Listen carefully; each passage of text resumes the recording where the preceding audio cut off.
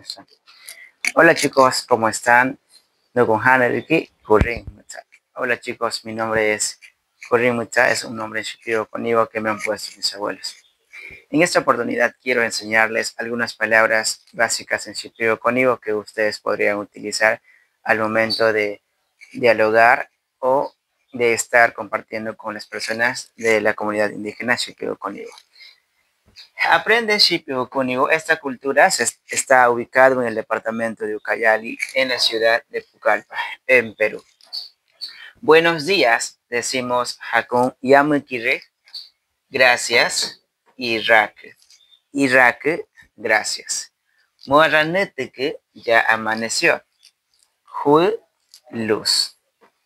Uniwu, muara, yantane. Levántate, ya se hace tarde.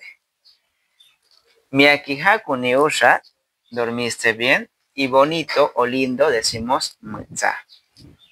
Histenwu muaura riki, despierta, ya es hora. Histenwu muaura riki.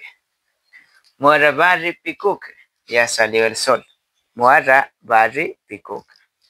Shana es caliente. Shana caliente. Era miun kunai, te quiero. Era miun kunai. Kawu es vamos, kawu. Nukunui, mi amor. Nukunui. Kuiramuwu, cuídate. Ubuwanuwu, cásate conmigo. Hawu, vive. Nukun Haniriki, mi nombre es. Nukun Haniriki. Ushawu mua, duerme ya. Ushawu mua. Namawu, sueña. Tantiwu, descansa. Tantiwu. Mati es frío. Hakuni raku, abrígate bien. Kaya, alma. Estas son algunas palabras que les puedo compartir. Espero que lo practiquen. Cuídense, que Dios les bendiga. Buakanun. Adiós.